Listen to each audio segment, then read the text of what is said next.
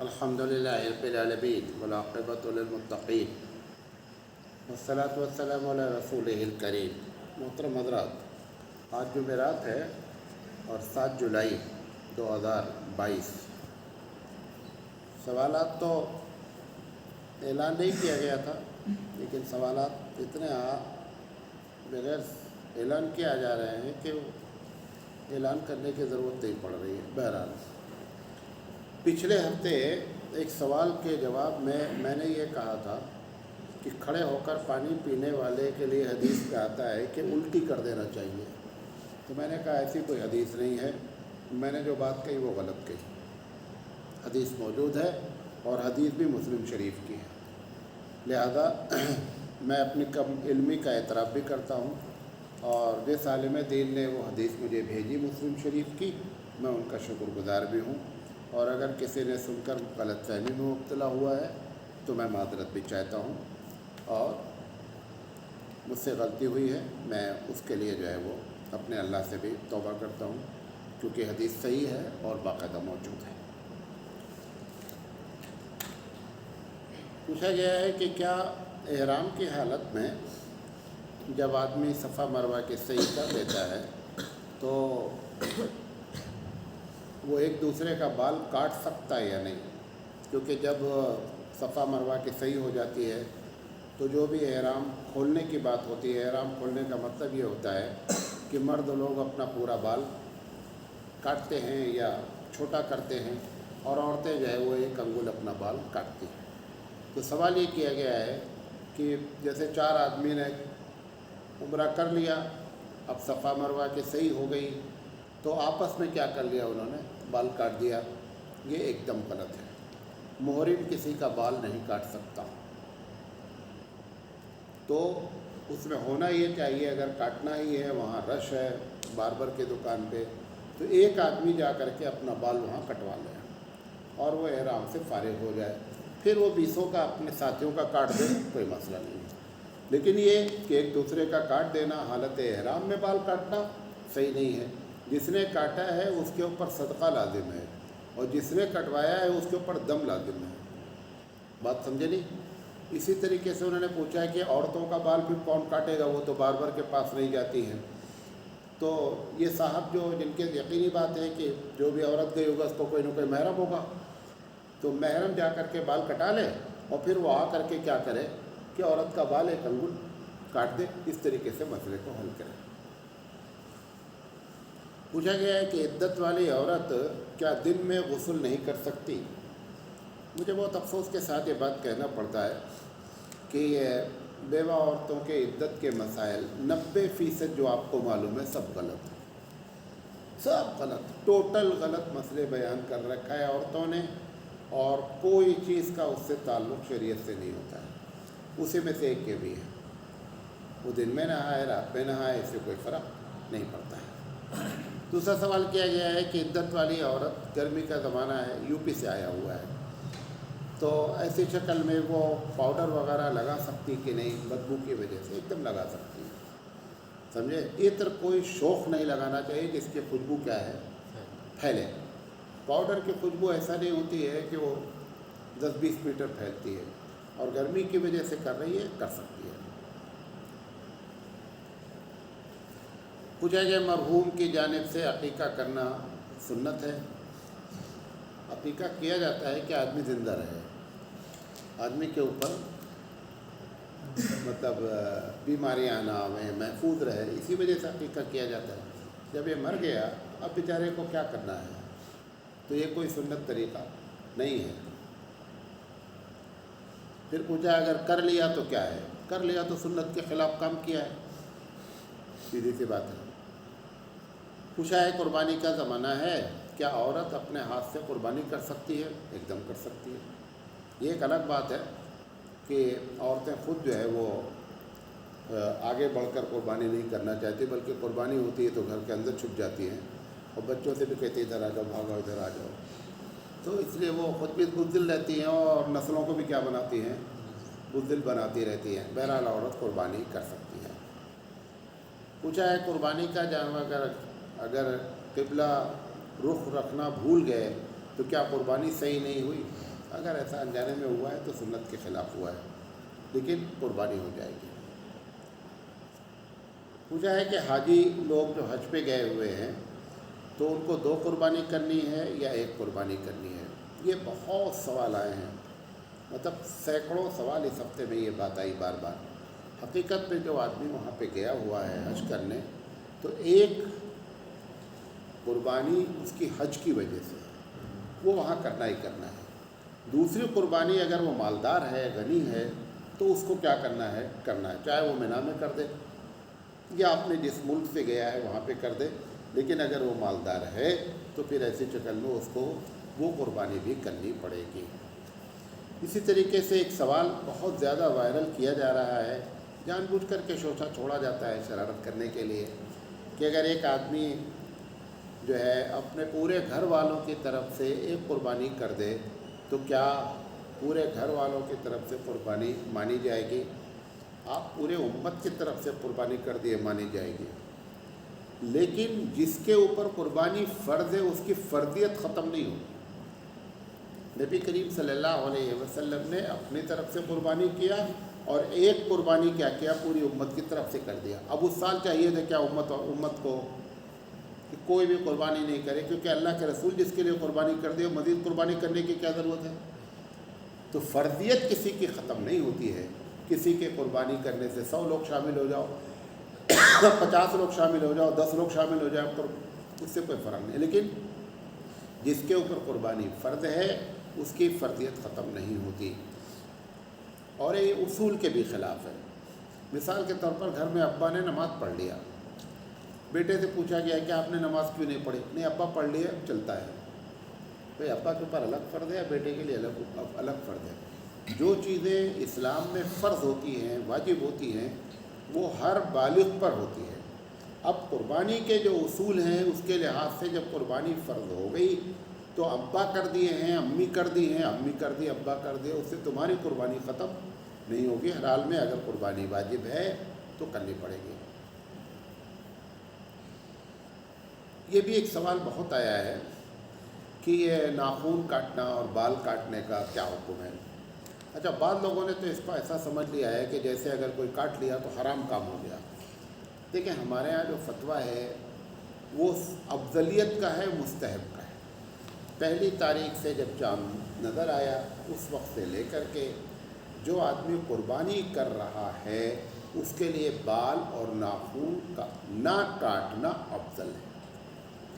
اب ایک آدمی پتہ چلا کہ پچھلے 15 دن سے بال نہیں کاٹا تھا، مونچھ نہیں بنایا تھا، اب اچانک وہ چاند دیکھ لیا اور قربانی بھی کرنی ہے۔ اب اس کی مونچھ جو ہے وہ فلٹر بن رہی ہے، فلٹر جانتے ہیں، پانی نیچے آ رہی ہے۔ اب یہ پانی میں ڈوب رہا ہے اور اس کے لیے حکم کیا ہے کہ قص الشوارب، کہ پانی پینے والے بالوں کو کاٹا جائے۔ اب یہ بیچارہ پریشان ہے کہ میں تو یار پہلی کا مطلب چاند نظر آ گیا ہے اور میں قربانی کرنے والا ہوں۔ وہ مستحب کام ہے، سنت کام ہے۔ یہ کام واجب ہے کہ آپ اپنا بال کاٹ لیں مونچھ کا۔ کیوں؟ کیونکہ اس سے آپ گناہ کرنے جا رہے ہیں۔ تو اگر ایسی حالت ہے تو کاٹنا۔ ایک آدمی جو قربانی، دوسری بات کہہ رہا ہوں، ایک آدمی قربانی نہیں کر رہا ہے، اس کے اوپر قربانی واجب ہی نہیں ہے، ایسا شخص بھی اگر اپنا بال اور اپنا ناخن نہ کاٹے تو یہ بھی افضل ہے۔ تو آپ نے پوچھا ہے کہ ایسا کیوں کہا گیا ہے کہ بال نہ کاٹو، ناخن نہ کاٹو؟ یہ حقیقت میں اس کے پیچھے راز کیا ہے وہ بتا دیتا ہوں۔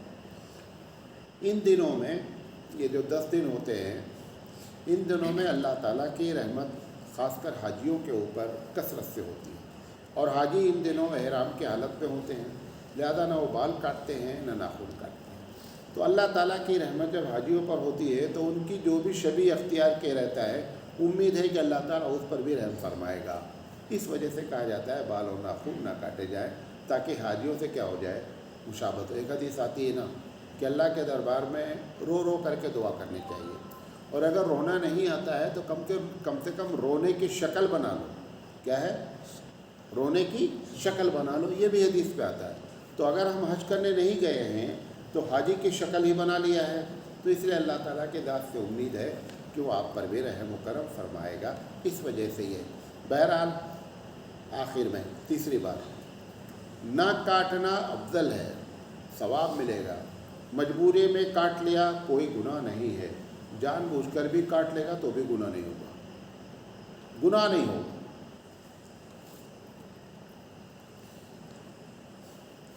ایک صاحبہ نے پوچھا ہے کہ ہمارے علاقے میں جب لڑکی بڑی ہوتی ہے تو بہت سے رسومات کی جاتی ہے۔ لڑکی بڑی ہونے سے مطلب یہ ہے کہ اس کو حیض آ گیا، پیریڈ آ جاتا ہے۔ یہ یو پی والے نہیں جانتے ہیں، لیکن یہ کرناٹکا ہے، تمل ناڈو ہے، آندھرا ہے، یہاں پر یہ ایک پوری رسم ہوتی ہے۔ رسم ہوتی ہے کا مطلب اس رسم کا نام ہے پھول پہننا۔ تو بچی کو جو ہے وہ سب کے سامنے لایا جاتا ہے، محلے والوں کو بلایا جاتا ہے، دعوتیں ہوتی ہیں، کوئی ہلدی لگاتا ہے، کوئی سندل لگاتا ہے، کوئی پھول پہناتا ہے۔ تو پوچھا گیا ہے کہ اس کا شرعی حکم کیا ہے؟ یہ بڑی بے شرمی کی بات ہے۔ عورت کو جب ناپاک ہوتی ہے تو وہ چاہتی ہے کہ میری ناپاکی کا علم لوگوں کو نہ ہو۔ تم نے کیا کیا؟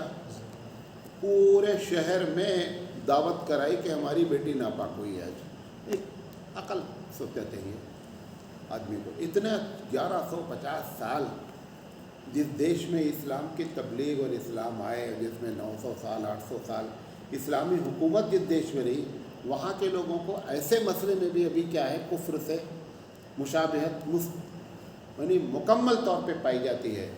اور ان سب کی وجہ کیا ہے کہ یہ ہمارے جو ممبر ہیں نا، جہاں سے باتیں ہونی چاہیے، یہ سال میں جو اللہ نے 52 جمعہ دیا ہے، یہ ممبر سے اس قسم کی باتیں کرنا ہم نے کیا کر دیا ہے، بند کر دیا ہے، جس کی وجہ سے عوام میں اس قسم کی غلط فہمیاں پائی جاتی ہیں۔ لہذا علماء کو چاہیے کہ ایسے مسائل کو بیان کریں۔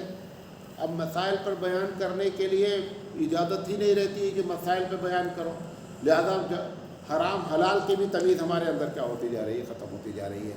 لہذا یہ بہت بڑے شرم کی بات ہے اور اس سے پرہیز کرنا چاہیے۔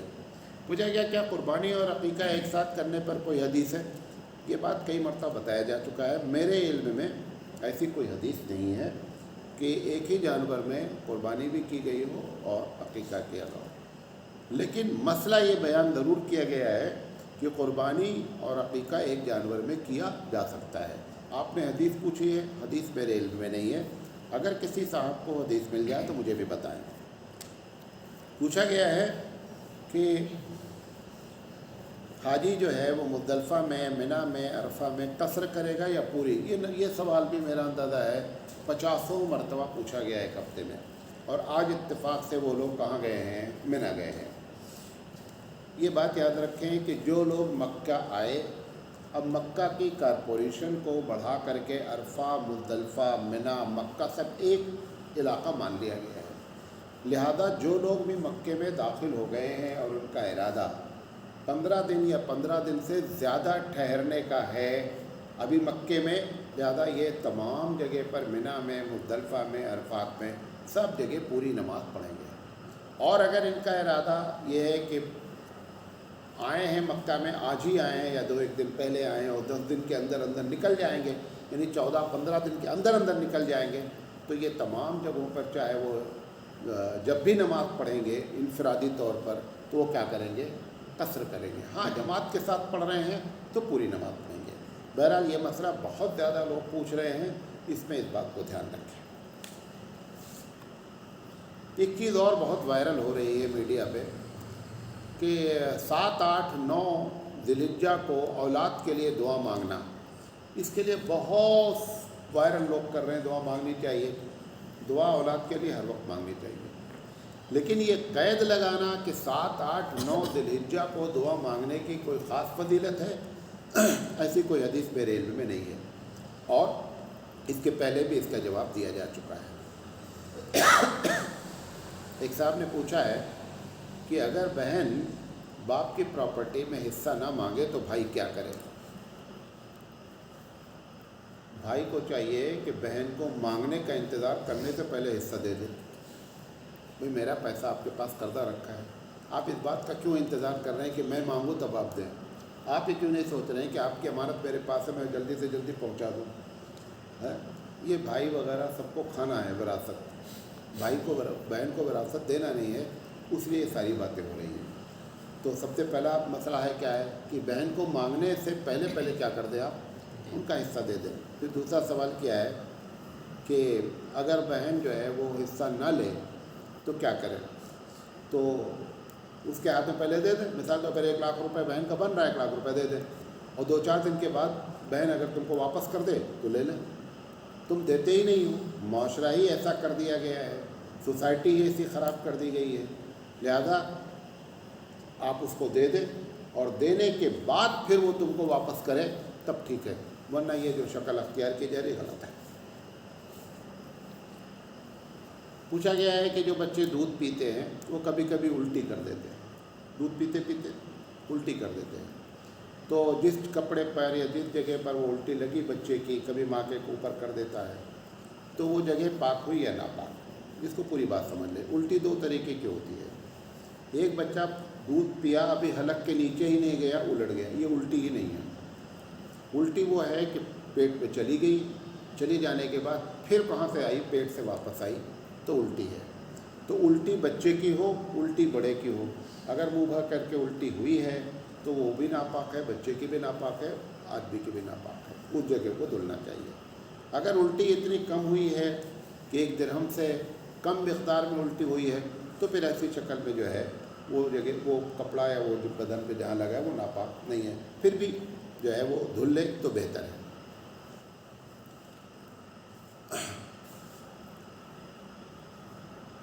پوچھا گیا ہے کہ قربانی کرتے وقت کبھی کبھی جانور کود جاتا ہے، اور کودنے کی وجہ سے اس کے بدن کا کوئی حصہ ٹوٹ جاتا ہے اور عیب پیدا ہو جاتا ہے، تو اس جانور کو قربان کرنا جائز ہے یا نہیں؟ جس وقت آپ نے اس کے ہاتھ پیر باندھ دیے، ذبح کرنے کے لیے تیار ہوئے، اب وہ کود کر کے کوئی چیز، کبھی کبھی سر پٹک دیا اور سینگ کیا ہو گئی، ٹوٹ گئی، تو اس وقت جو ذبح کے وقت زخم آیا یا اس کا کوئی حصہ ٹوٹ گیا، یہ عیب میں شمار نہیں ہوگا، جانور ذبح کیا جا سکتا ہے۔ پوچھا گیا بعض علاقوں میں جانور ذبح کرنے کے بعد جب اس کی جان نکل جاتی ہے تو گردن پر نمک ملتے ہیں اور کہتے ہیں اس سے گوشت ذائقے دار بن جاتا ہے، اس کا کیا حکم ہے؟ یہ شرعی مسئلہ نہیں ہے، یہ آپ کا اپنا تجربہ ہے، مان لیجیے۔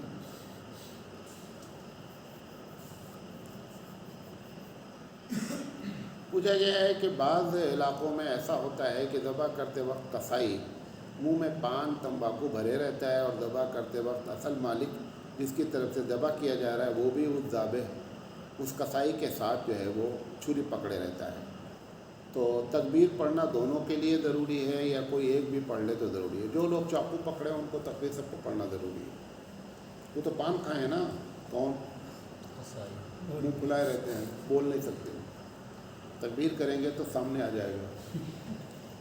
تو پہلی بات تو ایسے لوگوں کو ذبح کرتے وقت دھیان رکھنا چاہیے، اور اگر ہوا ہے تو تکبیر کے چاقو چھوڑ دیں، وہ جو اصل بندہ ذبح کر رہا ہے وہی ذبح کر دے، وہی بسم اللہ اللہ اکبر بول دے، لیکن ایک بولے ایک نہ بولے یہ صحیح نہیں ہے۔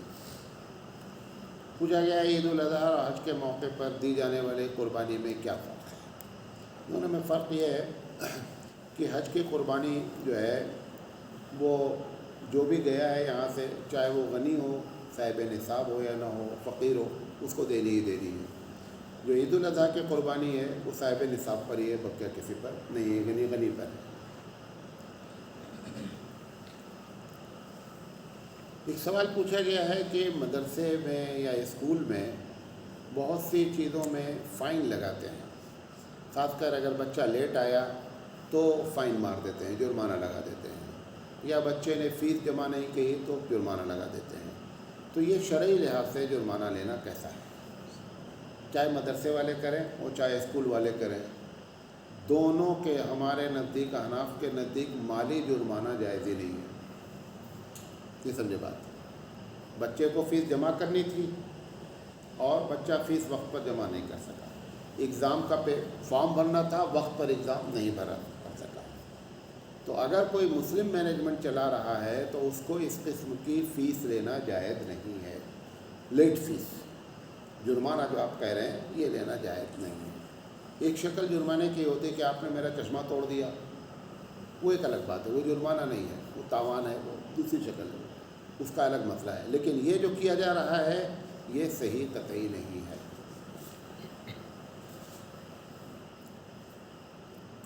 पूछा गया कि बाद लोग अपनी बीवी के साथ दूसरी औरत के साथ भी रहते हैं, यानी एक बीवी रहती है एक और रहती है, जैसे अपनी बीवी के साथ रहा जाता है जबकि दूसरी औरत का शौहर भी जिंदा है और वो अपनी ज़बान से कहता है कि मैंने तलाक़ नहीं दिया है, और जो शख्स रहता है जब उससे पूछा जाए कि क्या आपने निकाह कर लिया है तो जवाब नहीं देता है, ऐसे शख्स से ताल्लुक़ रखना कहता है। गुनाह कबीरा है।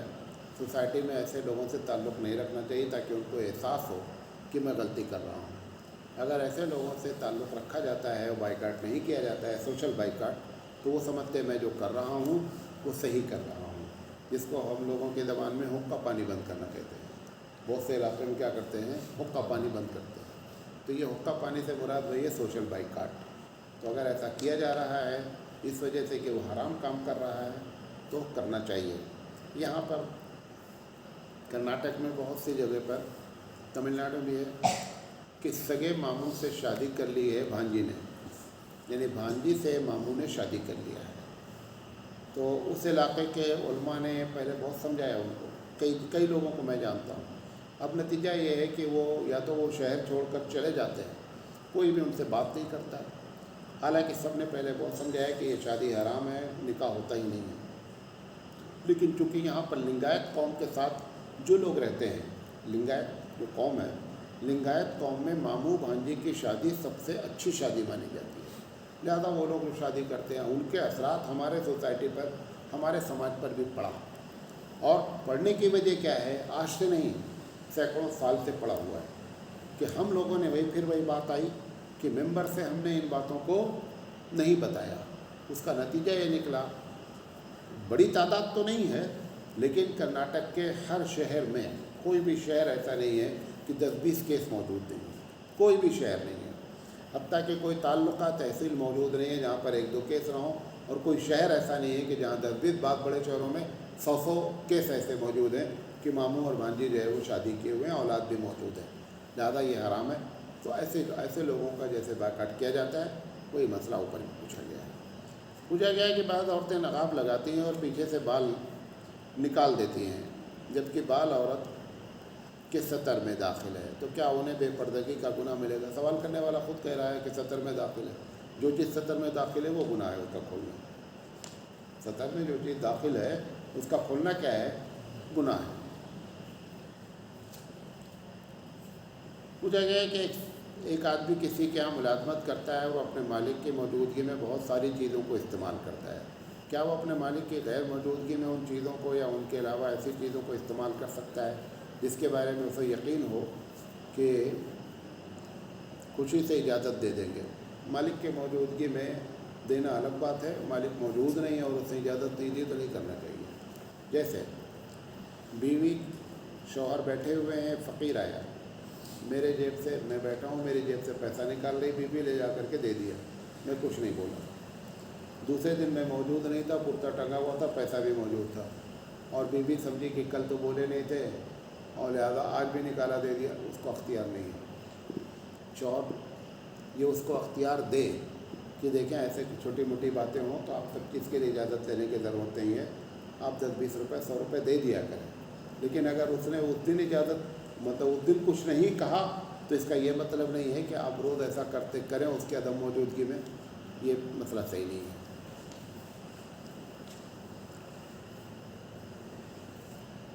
पूछा गया है कि एक शख्स दो पैरों से माजूर है और नमाज बैठकर पढ़ता है, ऐसा शख्स का इमामत करना कैसा है, जबकि दूसरा शख्स उतना ही पढ़ा लिखा मौजूद है और वो ठीक ठाक है? एकदम गलत हो रहा है। एक आदमी अगर माजूर है और बैठकर इमामत कर रहा है और पीछे मुक्तदी में इमामत करने की सलाहियत रखने वाले लोग मौजूद हैं, उससे कम भी इल्म वाले हैं, तो भी उनको नहीं करना चाहिए, बल्कि उसको सामने बढ़ा करके इमामत करानी चाहिए। पूछा गया ऐसा शख्स जो अपनी ज़िंदगी में अपनी सारी प्रॉपर्टी तकसीम कर दे और सिर्फ बच्चियों को ही दे दिया और बेटों को नहीं दिया, और जब उसे बताया गया कि शरई तौर पर बेटों का हिस्सा था तो जवाब दिया कि मुझे इसके बारे में इल्म नहीं है। अब वो क्या करे जबकि लड़कियों को वो लिख चुका है, बेटों को जिसको भी लिख दिया है, बेटों को लिखा है। बेटों को एक आदमी ने अपनी ज़िंदगी में दे दिया, बेटियों नहीं है, ना बेटियों लिखा हुआ है। تو یہ لوگ بعض لوگ ایسی حرکت کرتے ہیں ہوشیاری میں کہ اپنی زندگی میں ساری پراپرٹی اپنے لڑکوں کے نام لکھ دیتے ہیں۔ اب جب ان کو سمجھایا گیا کہ بیٹیوں کا بھی حصہ ہے تو وہ کہتے ہیں کہ اب تو میں سب کچھ لکھ دیا ہوں۔ دیکھیں، اس بات کو یاد رکھیں کہ اگر یہ کام انہوں نے اس ارادے سے کیا ہے کہ بیٹیاں محروم ہو جائیں تو بیٹیوں کو محروم کرنے کا گناہ ہر حال میں ملے گا۔ نمبر 1، چونکہ مالک کو اپنی ملکیت میں تصرف کرنے کا حق ہوتا ہے۔ انہوں نے اپنی زندگی میں کیا اور اس ایسے مرد میں نہیں کیا جس میں ان کو خطرہ لاحق ہے کہ موت واقع ہو جائے گی۔ انہوں نے گفٹ کر دیا۔ بہت سے لوگ ہیں جن کی بیٹیاں ہی بیٹیاں ہیں، اپنی زندگی میں وہ کیا کر دیتے، سارا بیٹیوں کو گفٹ کر دیتے ہیں۔ حالانکہ اگر بیٹے موجود نہیں ہیں تو بھی اسباب بھتیجا موجود ہے، بھائی موجود ہے۔ تو دارالعلوم سے میں نے اس کا فتویٰ پوچھا تھا، بہت پہلے کی بات ہے، تو انہوں نے فتویٰ یہ دیا تھا کہ اگر انہوں نے اپنی بیٹی کے نام کر دیا، ہمارا ہی گھر کا معاملہ تھا، بیٹی کے نام کر دیا اور صحت کی حالت پہ تھے، میں نے کہا 10 سال پہلے کر دیا، تو انہوں نے کہا کہ ان کو اختیار ہے، وہ جو چاہے کریں۔ تو اگر ارادہ کسی کو محروم کرنے کا نہیں ہے تب تو گناہ نہیں ہے، اور اگر محروم کرنے کا ارادہ ہے تو ہر حال میں گناہ ہے۔ نمبر 3، اب کیا کریں اگر وہ واقعی میں کچھ کرنا چاہتے ہیں؟ تو بہت اچھی بات ہے کہ جو بچا ہوا ہے وہ بیٹیوں کو دے دیں، ایک شکل تو یہ ہو سکتی ہے۔ دوسرا یہ کہ کچھ بھی نہیں بچا ہے تو بیٹوں سے ریکویسٹ کریں کہ بھائی میں نے غلطی کی ہے، تم اس میں اتنا اپنی بہنوں کو دے دو۔ یہ دونوں کام وہ کر سکتے ہیں، لیکن بیٹوں پر لازم نہیں ہے کہ وہ ابا کی بات مان کر کے بہنوں کو دیں، ان کے اوپر ذمہ نہیں ہے۔ ایک صاحب نے آج جو ہے وہ ایک ویڈیو وائرل کیا ہے، اس میں 2-3 سوالات پوچھے ہیں۔ مسلمان مرتد ہو گئے ہیں، مسلمان تھے مرتد ہو گئے ہیں، تو مرتد ہونے کے بعد جو ہے ان کو جو شک ہے تو بہت زور سے کہ ہماری باتوں کا جواب اگر کوئی دے دے تو ہم پھر مسلمان ہو جائیں۔ ہم یہ کہہ رہے ہیں کہ تمہارے مسلمان ہونے سے ہمیں اور ہمارے اللہ کو کوئی خاص فرق نہیں پڑتا ہے۔ تمہاری قسمت پہ جہنم لکھا ہے، مرتد ہو کر کے تو جہنم میں جاؤ۔ یہ روب نہیں ڈالو کہ ہم پلٹ کر مسلمان ہو جائیں گے، تمہارے اسلام لانے سے ہمارے اسلام کو کوئی خاص فائدہ ہونے والا نہیں ہے۔ اور ایسے لوگ ہمیشہ زندگی بھر کیا کریں گے؟ زندگی بھر ایسے لوگ اسلام کو نقصان ہی پہنچائیں گے۔ تو یہ جملہ آپ چھوڑ دیں، یہ روب نہیں ڈالیں کہ ہم مسلمان ہو جائیں گے، تمہارے مسلمان ہونے سے مجھے کوئی چنتا نہیں ہے۔ یہ ایک الگ بات ہے، چنتا اس بات کی ہے کہ تم نے اپنے جو کم عقلی کے سوالات کیے ہیں اس کے بارے میں جواب دے رہا ہوں، تاکہ اپنی عقل کا آپ ماتم کریں اور دیکھیں کہ آپ نے جو سوالات کیے ہیں وہ کتنے ڈھونڈے ہیں اور کتنے غیر علمی ہیں۔ انہوں نے ایک سوال کیا ہے کہ کوئی یہ ثابت کر دے کہ قرآن میں کہیں لکھا ہو کہ محمد صلی اللہ علیہ وسلم اللہ کے رسول ہیں۔ اب اتنا بڑا جاہل آدمی ہے، ڈائریکٹ آیت ہے وما محمد الا رسول ہے، اور قرآن پڑھنے کا بھی سلیقہ نہیں ہوگا، سمجھے؟ ایسے لوگ ایسی ایسی باتیں کرتے ہیں۔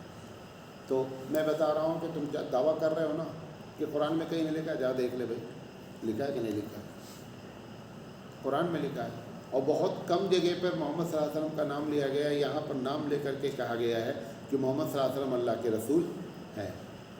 پہلا سوال۔ دوسرا انہوں نے کہا ہے کہ مسلمان کہتے ہیں کہ عورتوں اور اسلام نے عورت اور مرد دونوں برابر ہیں۔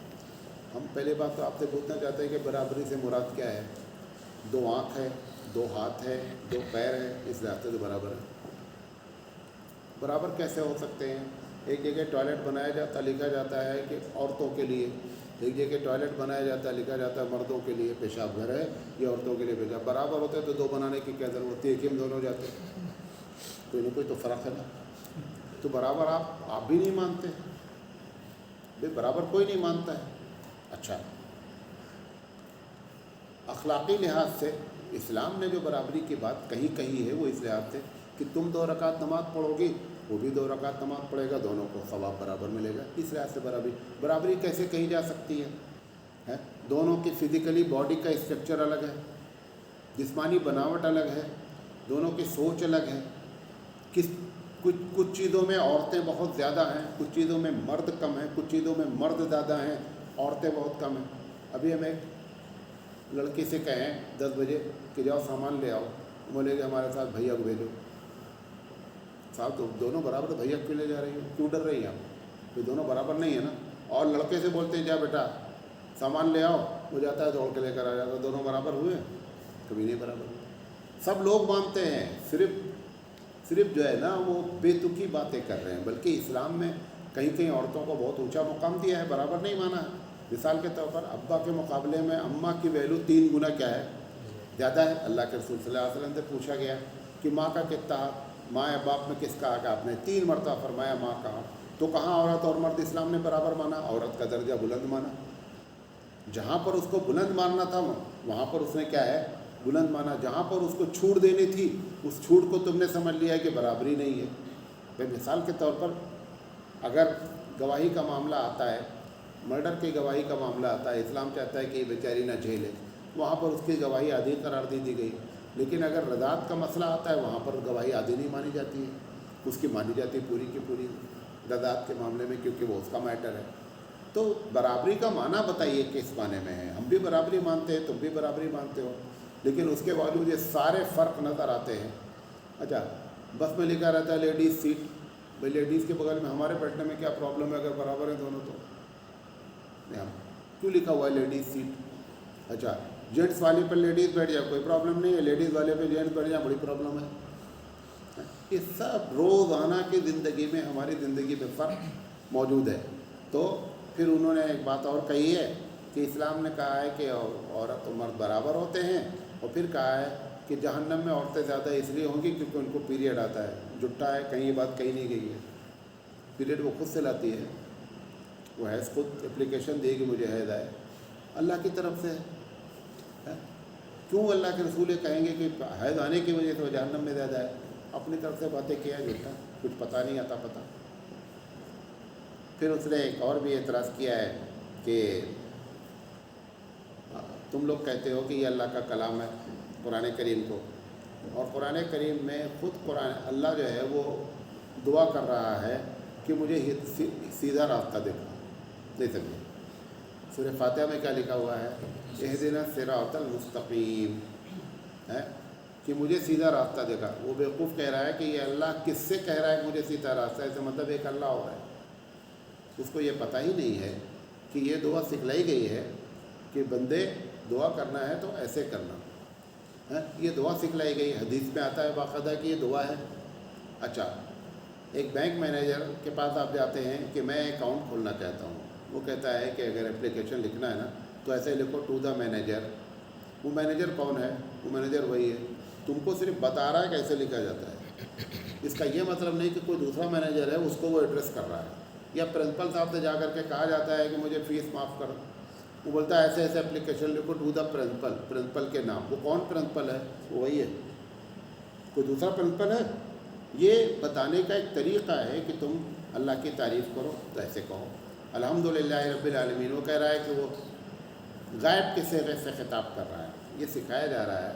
अगर इस तरीके से तर्जुमा करें कि कहिए तुम लोग कहो कि हम अल्लाह ही, सारी तारीफ़ अल्लाह ही के लिए है।